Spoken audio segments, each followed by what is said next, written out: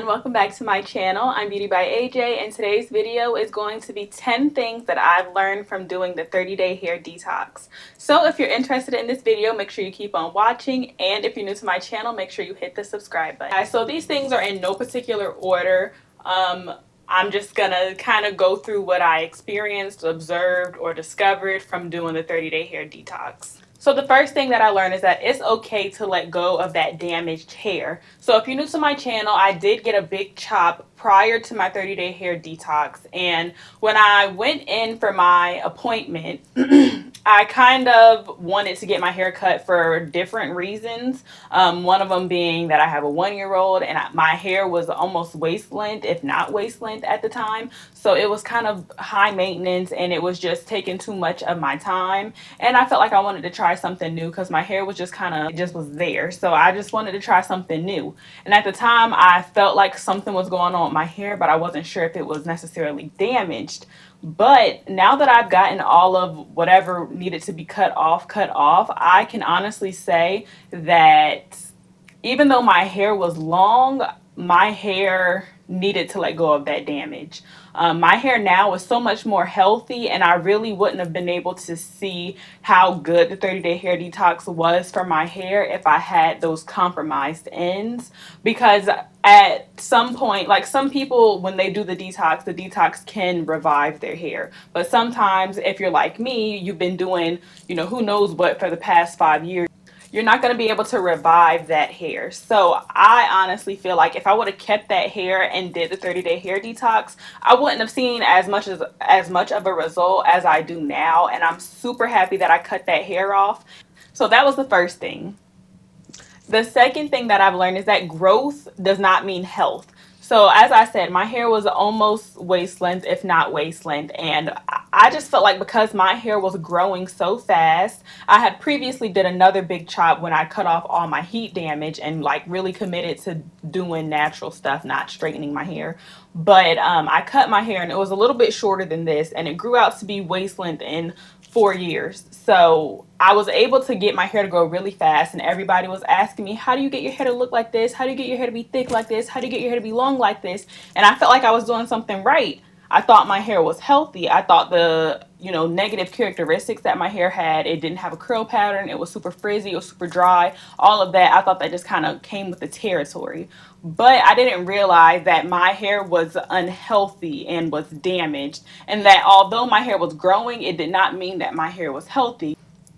Your hair is going to grow regardless because of your genetics or your lifestyle or like what you do within, because that your hair comes from within. It doesn't mean that your hair is healthy. Like you can retain length and your hair can still be damaged, if that makes sense. So those things are not interchangeable. Just because your hair is growing does not mean your hair is healthy.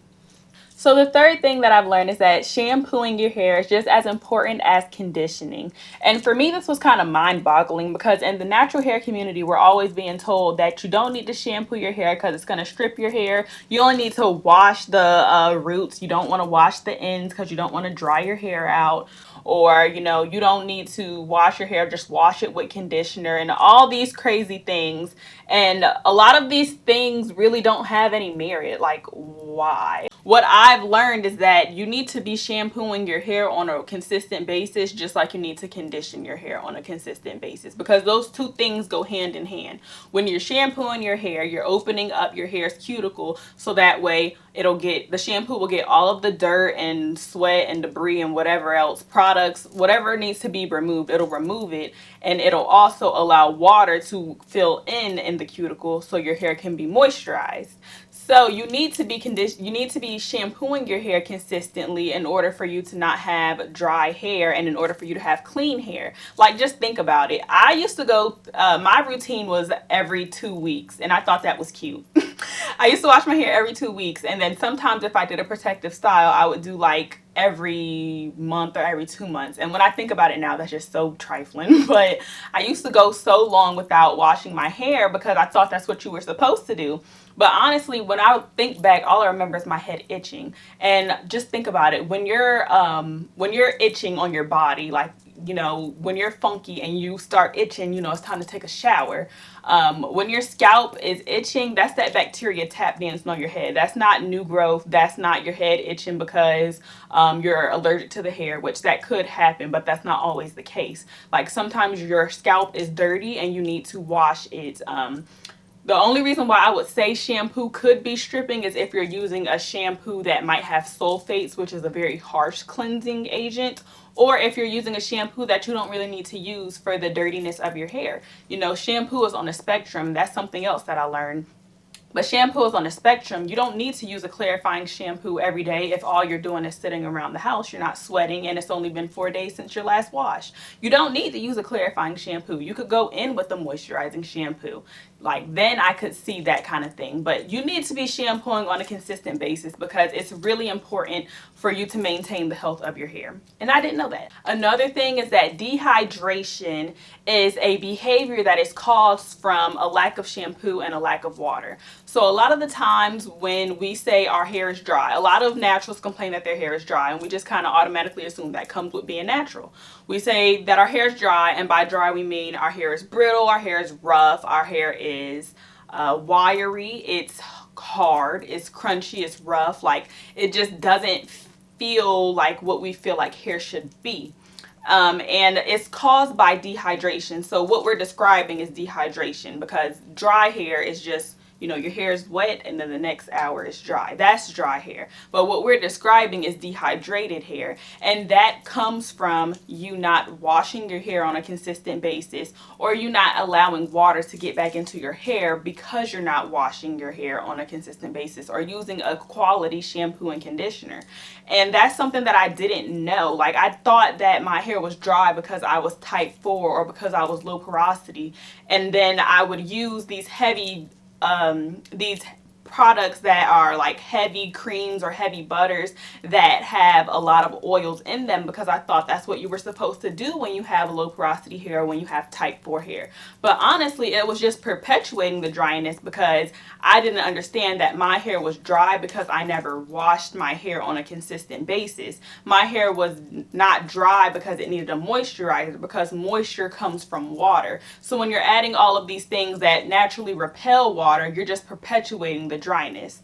So and then when you think about it, when you're using all these heavy oils and stuff, you're going to unintentionally make your hair type 4 and not be in low porosity, because you're just blocking your hair from getting the water that it needs. So I know it sounds like I'm very passionate about it, but I really am, because I've learned all these new things, and I wouldn't have learned if I hadn't went and signed up for Black Girl Curls, See Some Curls, or just been to a Cut It Kinky stylist. Like I just feel like I've learned so much, or even just do the 30-day detox.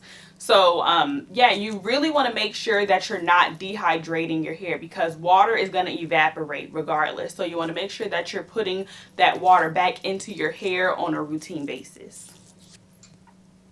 Another thing that I've learned is that it's really easy to detangle your hair when you're detangling on a consistent basis.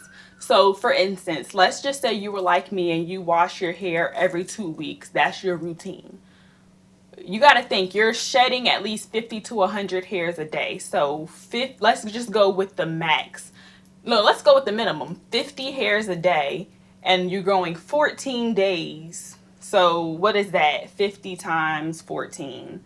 I'm an accountant, but I don't do math in my head. Let's see. 50 times 14 is at least 700 hairs by the time it's wash day. And you got to think, when you have coily or coarse hair, your hair is shedding, but it might cling onto another piece of hair, and you're just letting that hair just sit there and might end up breaking another piece off with it. So you really want to make sure that you are doing it more frequently, more like 5, 7, or 10 days. Like washing your hair, detangling your hair, because it's so much easier to detangle when you have a routine. Now my hair, the detangling process is the easiest part of wash day, and that's so crazy to me, because I used to have to do my hair in sections, used to have to get out the shower to do it because we about to pass out because it takes so long. But honestly, it's the easiest part. It takes me 5 to 7 minutes to detangle my hair, and I don't even do it in sections. Now let that sit there. I don't even have to detangle my hair in sections. And I wash my hair now every 7 days. So I only go 7 days, give or take a few, without detangling. So you really want to make sure that you're doing it on a consistent basis, so that way it's not harder for you to detangle your hair. The sixth thing that I've learned is that my hair is not as low porosity as I thought. So you know how you do the little test where you take a few strands of hair and you put it in the cup of water, and if it floats, you're this porosity. If it sinks, you're this porosity. We make your hair porosity seem like it's such a big deal, and I found out it really isn't a big deal. So you know, porosity is your hair's ability to absorb moisture. So when we're told that we're low porosity, and I was a self-proclaimed low porosity girl, like I just ran with it, that my hair was low porosity and that's why my hair was so dry.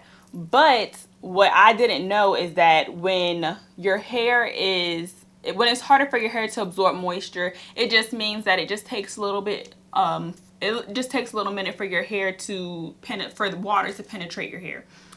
I didn't know that the things that I was doing was causing my hair to repel water. That's not what your hair is supposed to do. Your hair can be low porosity and be just fine. But when your hair is repelling water, that's not low porosity. That's dehydration. And I didn't know that that's what I was doing. When you're using, you know, these heavy butters, heavy creams, coconut oil, castor oil, all these different oils, slathering your hair in them, and you're thinking that that's moisturizing your hair, it'll give you the softening benefits. It'll make your hair easy to run through for that moment. But then the next day, your hair is back dry. You have to just keep adding and adding and adding it. And on the flip side, you're also creating a barrier on your hair that's preventing water from getting in.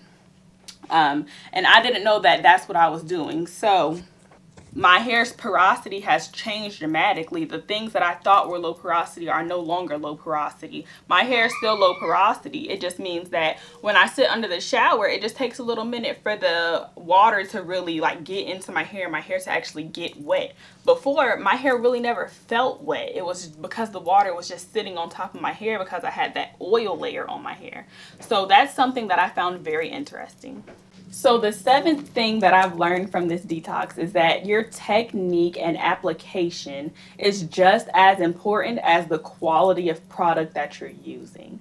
And to me, when I used to do my hair review or product reviews or whatever, I used to just base my opinion based on you know, how the end result turned out. I used to think, okay, well, this made my hair curl. This made my hair more defined. This didn't really do anything. This kind of just sat there. I was kind of basing it on the product quality, and sometimes you can have a quality product, but you don't know how to use them. Like, for instance, if you watch my week 1 of my 30-day hair detox, when I did the whole wash routine, I used the same things that I used this time. And this is day 1. It looks pretty good. This is day 1, and I use the same exact products. But what's different is that I actually learned how to use the products and know how much product I need to use for my hair. And those things are just as important as the quality of product, because if you have quality products but you don't know how to use them, you're gonna get, you know, crappy results. But if you have a bomb technique and you got your technique down pat, when you have poor quality products, you can still make your hair look decent. You see what I'm saying? Like, your technique is really important, and that's something that I'm still learning to this day, and I've done at least 8 wash and goes, and I'm still learning, because there's always something that you can work on. Like, I'm never going to be perfect. There's always going to be something that I can work on, but I am getting a whole lot better, and I'm happy that I understand that your technique is really important. The 8th thing that I learned is that air drying is a no-no. So originally when I wrote this list, I said that air drying is a no-no because before I used to air dry my hair, and I've heard of people having diffusers, but I never felt like I did wash and goes enough to invest in a diffuser. It just didn't seem like that would align with what I needed. Like, I didn't want to go purchase something when I don't actually do wash and goes on a frequent basis. So I used to air dry, and I also thought that air drying was good for your hair because you're not putting heat on your hair. And I'm sure a lot of people can relate to that. We are always told that air drying your hair is the best option because you don't want to have heat damage and you don't want to use heat too frequently because that could cause heat damage. So I used to air dry whether I was doing a wash and go, a twist out, a braid out, anything. I was going to air dry unless I needed my hair to be straightened for some reason. So now that I've done the detox and I've seen the techniques that Elise and Aisha and even Angel, who is my Cut It Kinky stylist, they all recommend that you should at least be using a hooded dryer, maybe a diffuser, depending on, you know, certain things. So now that I've used a hooded dryer, there's so many benefits that a hooded dryer provides that air drying doesn't. For one, your hair gets drier quicker. It takes me about an hour to get my hair like thoroughly dried. I mean, it can't get in the inside, but to get thoroughly dried, it takes me about an hour. Whereas if I did my wash and go and air dried, it would take me about the whole day. So, you know, you get faster results. Also, when you dry your hair with the hooded dryer, and I'm just speaking on hooded dryers, not diffusers, but if you dry your hair with the hooded dryer, it kind of freezes your hair in place. Whereas when you're using air drying, you're going to get a lot of shrinkage because you're constantly moving, and you're also going to cause a lot of frizz. So this, I would never have gotten this result if I was doing my wash and go and air drying. Like, never. It would never happen. But now that I do use a hooded dryer, my hair actually dries like this, and my wash and goes last longer too because I do have my hair pretty flat and where I want it to be, nice and tame on day one.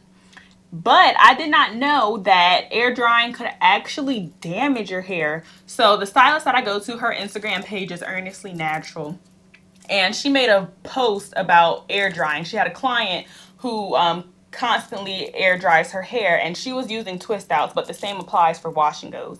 She always air dried her hair, and then her elasticity started to decrease. Her hair's elasticity started to decrease, and it kind of looked like she had heat damage almost because the elasticity of her hair started to wear away, for lack of a better word. And when you think about it, it's kind of crazy that air drying, which everybody thinks is supposed to be so good for your hair, can actually damage your hair because I'm not really sure all that goes into that. I'll have to do some more research. But basically, when your hair is wet for a long period of time and it's in a stretched out state, such as a twist out, your hair's elasticity is just going to start to decrease.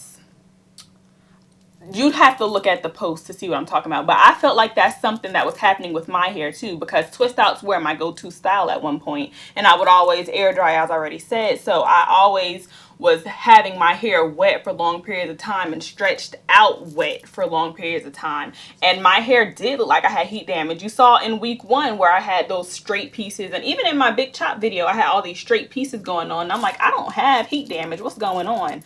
But my hair's elasticity started to go away because I was air drying and not setting my hair with a hooded dryer. So definitely want to make sure you're not air drying if you can help it. All right, the 9th thing is that the healthier your hair is, the longer your styles last. So I don't know if I'm just speaking for me, but I always felt like wash and goes were only going to be like a 2 to 3 day style because you're going to constantly wash and go throughout the week. And I thought that twist outs lasted about a week or 2 depending on how long you wear the twist and then unravel the twist. So I didn't really think that there was really any natural style that could last, you know, for a whole week without actually touching your hair. And now that my hair is in a way healthier state, it can still be healthier. I'm still working on my hair's ability to retain water. But now that my hair is healthier, it's so crazy to me that I can do my hair on one day and just put a bonnet on or a scarf, wake up the next day, shake my hair and go, and that will last me for 7 days, if not more. That's so crazy to me. Like, I always thought that you had to add some water or add some of this and that every day in order for your hair to look nice. But that's not the case when your hair is healthy and you're using the right things and you know what you're supposed to do and you have the right techniques and the right instructions and all of that stuff. Like, you really can have low maintenance hair when you're natural. And I just feel like low maintenance and natural, like, they're often not used together. But your hair can be low maintenance and be natural, and I can say that because I've had the most high maintenance hair ever, and my hair is so low maintenance and so easy. And I actually look forward to wash day. That's the crazy part. I actually look forward to wash day. It's fun to me because it's not all day, and your styles last longer, so you're actually excited to wash your hair and like do something new. It's I love it over here. Okay, you better do that 30-day hair detox and subscribe to see some curls, okay?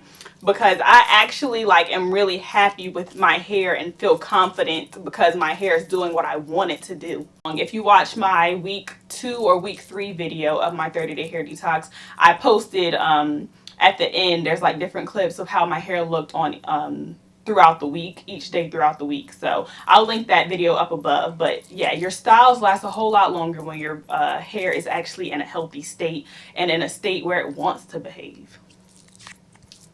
The 10th thing that I've learned from this detox is that natural hair is surprisingly low maintenance. So I touched on it in my last thing, but I really feel like natural hair and low maintenance never really are used together because we always just feel like natural hair is an extra job, extra child. It's just so much work, but it doesn't have to be like that. And a lot of the things that we're doing make our hair like that. So for instance, I want to share with you guys one of my wash days, all that I got accomplished. So I was able to wash and style my daughter's hair. I was able to have a meeting because I do work full time, but I telework right now because of the pandemic. So I had a meeting. I had a doctor's appointment that I had to go to for my daughter. I washed and styled and dried my hair. I cooked dinner, I edited a YouTube video, and I was able to do homework. So I did all of that in one wash day. And some people actually have to spend their whole day washing their hair.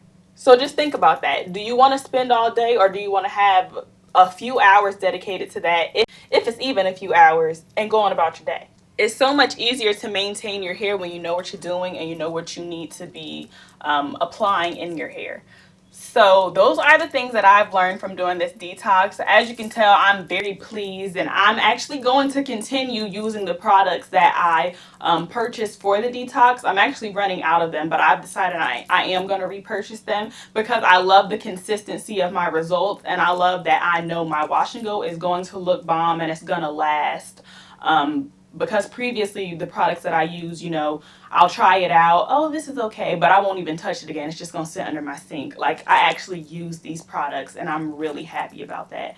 So that brings us to the end of this video. I hope I didn't do too much rambling, but I really am happy with how the detox turned out. So if you are considering whether you should do the detox, whether you should subscribe to See Some Curls, which is a like online library that Black Girl Curls provides, I would definitely 100% recommend it. It's only $35 a month. You may only need 1 month if you take notes and actually watch the videos thoroughly. But I definitely recommend doing the detox. Stop using oils if you can, and just really embrace your hair for what it is. So thank you for watching, and I will see you in my video next time. Bye.